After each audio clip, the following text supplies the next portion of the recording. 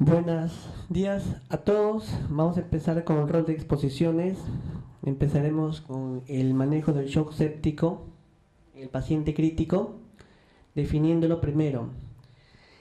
Cuando un paciente presenta una infección, existe una respuesta inflamatoria sistémica que está dada por variables como la temperatura, más de 38 o menos de 36, un hemograma, más de 12.000 o menos de 4.000, una frecuencia respiratoria más de 20, una frecuencia cardíaca más de 90, es lo que define síndrome de respuesta inflamatoria. Pero a esta síndrome de respuesta inflamatoria le agregamos la alta sospecha, como le digo, de un foco infeccioso, estaría definiendo sepsis. Más aún, si el foco evidente se demuestra, ya se cataloga como sepsis definitiva. Cuando hay compromiso de dos órganos o más, pero que es reversible, lo catalogamos como sepsis severa. A esta sepsis severa comienza con alteración en la perfusión tisular, alteración en la diuresis, oliguria o anuria, o tenemos hipotensión sostenida, presión arterial menos de 90/60, hablamos de shock séptico, cuando le agregamos la necesidad de vasopresores después de un tratamiento o una prueba a fluidos agresiva y adecuada. Por lo tanto, antes de llegar a la disfunción multiorgánica, donde el compromiso es sistémico, involucra en cuanto al hígado, en cuanto a la coagulación, al estado de conciencia, a la respiración, está el shock séptico. Es un paso hacia la disfunción multiorgánica donde conlleva un alto riesgo de mortalidad. Por lo que el shock séptico también es una manifestación grave. Una infección, como les había dicho, de una respuesta sistémica severa, con colapso cardiovascular, hipotensión, hipoperfusión, a nivel no solamente macro, sino también microcirculatorio. La hipoperfusión es mandatoria acá. Vemos que un paciente puede tener un llenado capilar más de 5 segundos. Indica una hipoperfusión severa. Esta hipoperfusión es el elemento central y debemos valorarlo. Existen parámetros para valorarlo. Además de la hipoperfusión, podemos también tener la taquicardia, podemos también manifestarse en la diuresis. Están diciendo que el paciente está yendo o está en una hipoperfusión y puede mantenerse de manera irreversible, por lo que tiene que ser detectada y tratada de manera urgente desde la fase inicial. No olvidemos las guías de campaña de supervivencia de la sepsis, la última del año 2013, que indica un tratamiento precoz. El tratamiento debería instaurarse, incluso se habla de la hora de oro, dentro de la primera hora. Antes era incluso hasta las 6 primeras horas de iniciado y detectado la sepsis en un paciente. Este shock, como shock en sí, constituye alrededor del 9% de los ingresos y es la causa más común de muerte en las unidades de cuidados intensivos. Las tasas de mortalidad reportadas pueden llegar al extremo entre 40 y 60%. Como nos había referido, el Early Goal Direct Therapy, dada por las guías de campaña de supervivencia de la sepsis, se han establecido determinados objetivos hemodinámicamente que deben ser controlados de manera temprana. Las metas incluyen una saturación venosa central superior al 70%. Cuando uno está con sepsis, shock, disfunción, debemos usar un dispositivo que es el catéter venoso central o una línea arterial. La saturación medida a nivel del enclavamiento de la arteria pulmonar constituiría la saturación venosa central. El otro parámetro es la PAM, presión arterial media, establecida de manera, hablemos así, matemática, como una presión diastólica más un tercio de la presión diferencial. ¿Y qué es la presión diferencial? La llamada presión de pulso. La presión diferencial, teóricamente, es presión sistólica menos presión diastólica. Entonces la PAM matemáticamente es presión diastólica más un tercio de la diferencial. También una PVC entre 8 y 12. Si el paciente no está ventilado mecánicamente, pero si el paciente está ventilado mecánicamente, la PVC, el objetivo se incrementa más de 12. La PVC también se mide a través del dispositivo del catéter venoso central, que puede ser un dispositivo que se coloca a un vaso grande directamente relacionado con la desembocadura o el ingreso a la cavidad cardíaca derecha, a nivel de la vena cava superior. Las otras metas, como habíamos referido, es una diuresis de 0.5 mililitros por kilogramo por hora dentro de las 6 horas de inicio de tratamiento. Este de acá es menos de 0.5, define oliguria. Entonces lo mínimo es 0.5 mililitros por kilogramo por hora. Este de acá es muy importante porque es muy diferente llegar a un objetivo de una paciente con 40 kilos como un paciente con 80 kilos. Lo mínimo de un paciente de 40 kilos es 20 mililitros por kilogramo por hora, ¿cierto? Por 24, o sea, 20 por 24 sería 480. Tendría que ser el volumen en 24 horas. Pero hay que establecer las tendencias. Por ejemplo, un paciente puede estar orinando 100, 60, 80, 100, 80, 60, 40, 20. Sumado todo el día pasa ese volumen. Pero la tendencia es que el riñón se está comprometiendo, por lo que también debemos actuar en los puntos críticos. Esta figurita es muy importante, donde establece manifestaciones y mecanismos de hipoperfusión en el shock séptico. La fase inicial, la fase de conexión a la ventilación mecánica, la reanimación intra y la post-reanimación. Vemos que acá hay un paso, como le dije, el shock es un paso o considerado una fase inicial a la disfunción multiorgánica. Puede ya estar estableciéndose la disfunción multiorgánica, no olvidemos, es un paciente que ya tiene shock séptico. Disfunción multiorgánica es más de dos órganos comprometidos, pero que no hay una respuesta favorable. Entonces el paciente ya está yendo a la disfunción sistémica. Hablemos de mecanismos de hipoperfusión y parámetros de hipoperfusión. Puede ser por hipovolemia, por vasoplejía, disfunción miocárdica, sobre todo en la sepsis. Existe lo que se llama la disfunción miocárdica por sepsis. Es un tipo, incluso puede haber infarto asociado a la sepsis. Muy distinto es el manejo de un paciente con disfunción o con isquemia asociado a sepsis que a un paciente ya conocido a un síndrome coronario agudo o un infarto de causa aterotrombótica. Esto de acá conlleva a una hiperperfusión de la falla microcirculatoria. La sepsis va más allá de presión PVC, va de mecanismos, incluso reportan a nivel de mitocondrias, no solamente de microcirculación. Se habla que tenemos nosotros una genética ya, como uno responde a un paciente con sepsis. Depende de cada uno responder de una manera adecuada con toda nuestra genética ante una sepsis que tengamos.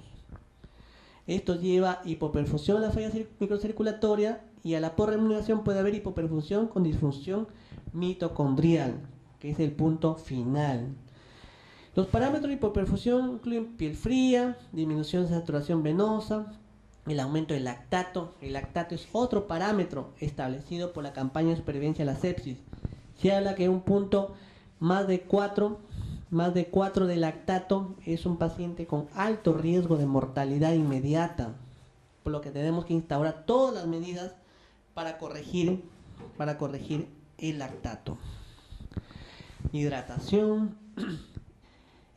manejo de la glicemia, manejo de la acidosis, dependiendo del nivel de pH, un nivel de pH menos de 7 ya tenemos que manejar con bicarbonato de sodio. No nos guiamos solamente en el nivel de bicarbonato, sino lo que es mandatorio acá es el pH del paciente. Medidas de inicio de vasopresores. Si el paciente está con infección, instaurar tratamiento antibiótico de amplio espectro, está disfuncionado, todo esto, estas medidas en conjunto, hidratación endovenosa agresiva con solución salina, estas medidas son las que van a influir en la variación del lactato. Y nuestro objetivo es llevarlo a parámetros bien cercanos a la normalidad. Ya que hablamos de variación de lactato, se habla que del clearance de lactato es otro parámetro para establecer que lo que estamos haciendo está funcionando. Un clearance de lactato mayor en las siguientes 2 a 3 horas indica un buen pronóstico del paciente. No así su aumento o su estado estacionario. Entonces, acá tenemos las guías de campañas previdencias 2012, un diciembre de 2012, otro 2013, donde recomiendan tratamiento con vasopresores para conseguir una PAN más de 65. Lo colocan como grado de recomendación nivel de evidencia C. C. Es cierto, depende de cada paciente, depende del estado de las comorbilidades previas del paciente. Por ejemplo, otros dan rangos tanto como hasta 60 como hasta 90 de la PAM. Reportan que un paciente hipertenso la PAM debería ser mayor de 70, mayor de 80. También el vasopresor de primera elección es la norepinefrina. La norepinefrina es la droga que es de primera elección. ¿Por qué? Después de una adecuada resucitación de fluidos, la norepinefrina o los vasopresores, específicamente este vasopresor, funciona mejor. ¿Por qué no se eligen otros vasopresores? Como la dopamina. ¿Por qué? Porque la dopamina se ha asociado a mayor complicaciones. ¿Qué complicaciones tenemos? Tenemos la necrosis tubular aguda, tenemos la generación de arritmias fatales. Entonces, son mayores, mucho más que la norepinefrina, por eso se recomienda la nor. La dopamina son mucho mayores las complicaciones que la norepinefrina. También recomiendan, cuando no hay una respuesta adecuada a dosis tope de norepinefrina, añadimos la adrenalina, que incluso puede ser sustitutiva de la norepinefrina. Cuando se necesita un agente adicional, cuando ya llegamos a un límite de concentración o de dosis tope. Otros son la vasopresina, a razón de 0.003 unidades por minuto, con la intención de aumentar la PAN o disminuir la norepinefrina. La adrenalina también puede ser sustitutivo o, como la vasopresina, disminuir la dosis de norepinefrina.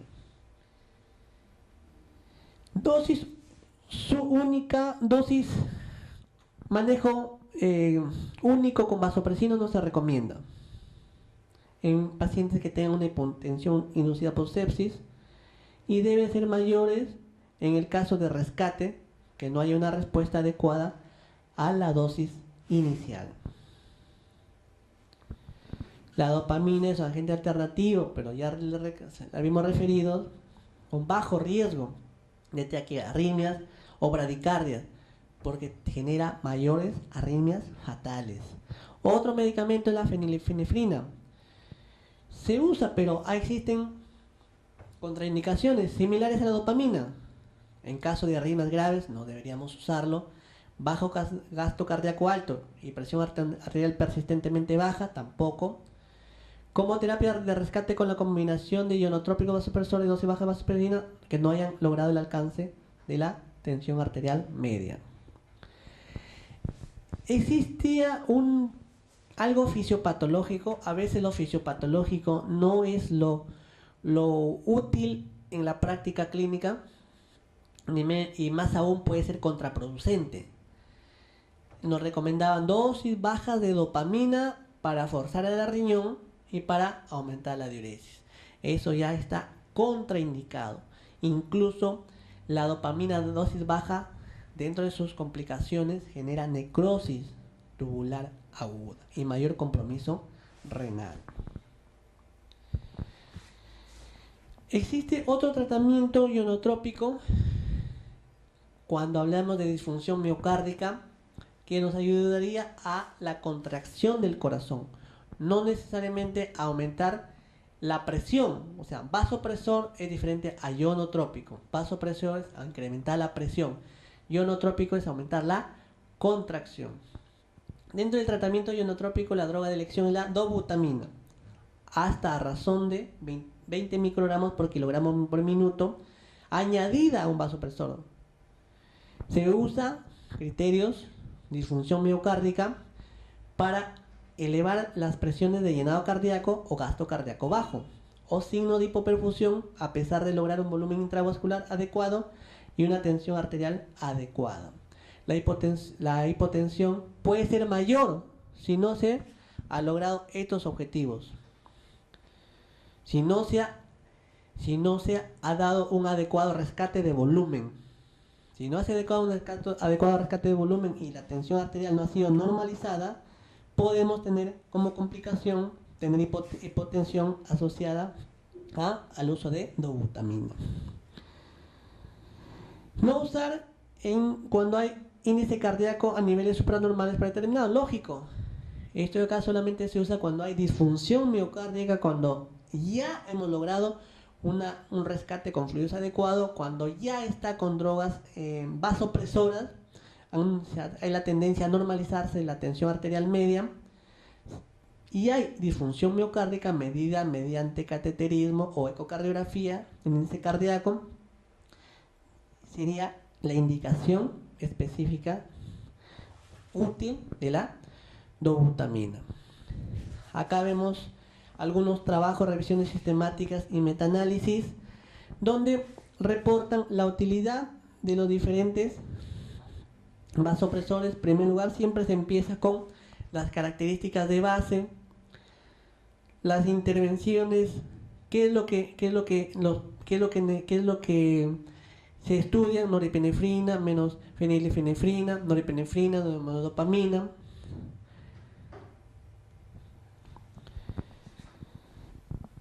Y llegan a la conclusión estos estudios, como le vimos, que en comparación con la norepinefrina, la dopamina se asocia con una mayor mortalidad. ¿Y esto dónde se ve? Es beneficioso, o sea, es más de 1 el odds ratio, a nivel con un intervalo de confianza 95%, y no le incluye el 1. Si le incluyese el 1, no habría diferencia, significa. La mortalidad en este tipo de pacientes, claro, son pacientes críticos que se definen la mortalidad entre un 40 y 60%, como lo hemos establecido previamente.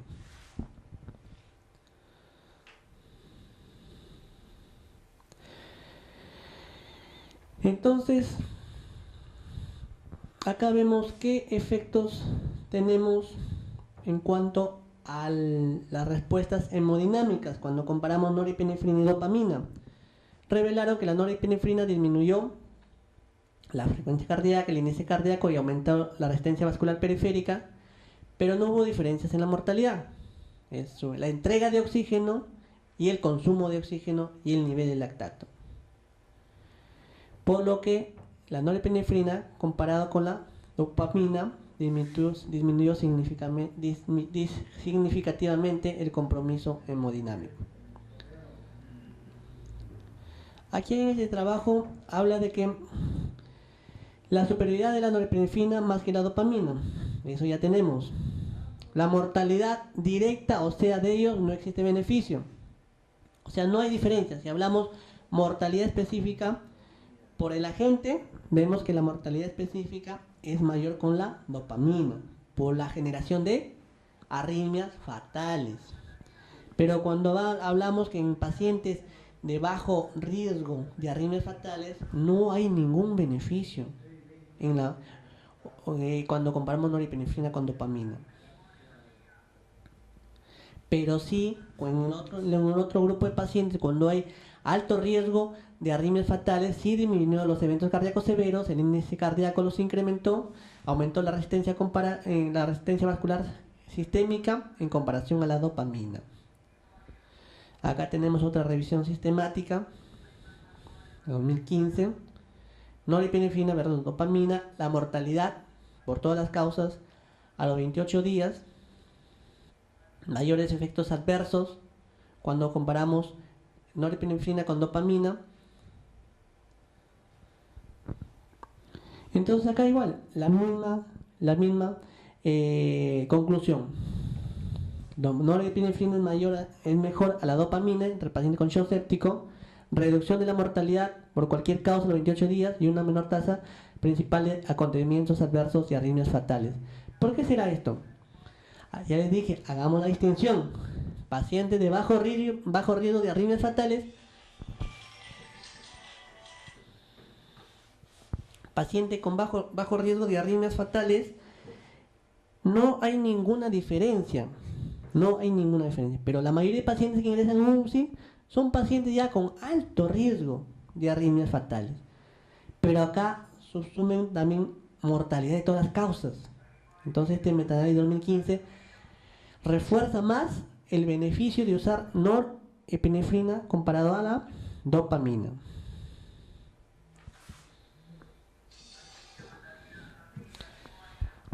Acá tenemos un artículo de New England en cuanto a la resucitación por shock séptico, los estudios de River ya conocidos, los parámetros usados, la medición precoz de la PVC, saturación venosa central, aunque la PVC está en discusión su utilidad. En conclusión, cuanto más parámetros utilicemos para un paciente y lo valoremos de acuerdo a lo que presenta la clínica del paciente o las manifestaciones específicas, nos serán de mayor utilidad que tomado cualquier parámetro de manera individual.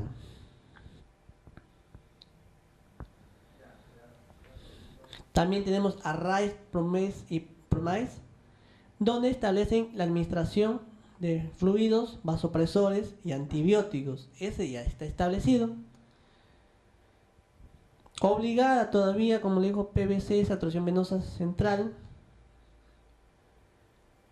No hay diferencia. Como le digo, no existe diferencia entre si nosotros invadimos, usamos tecnologías altamente específicas comparado a lo que uno puede, a lo básico pero necesario que pueda tener. No existe mucha diferencia a veces cuando usamos técnicas invasivas como no invasivas. Justo salió un artículo refiriendo que el beneficio es bastante escaso. ¿Existe beneficio? Sí. Si yo uso un catéter Swan-Ganz para criterios objetivos dados con criterios específicos, si utilizo una línea arterial, si me hizo la PAN arterialmente, entonces, pero comparado a lo que tenemos, un catéter venoso central, los parámetros clínicos y hemodinámicos no invasivos que tengamos, solamente el beneficio se habla de un 5% comparado a todo lo invasivo que se tenga.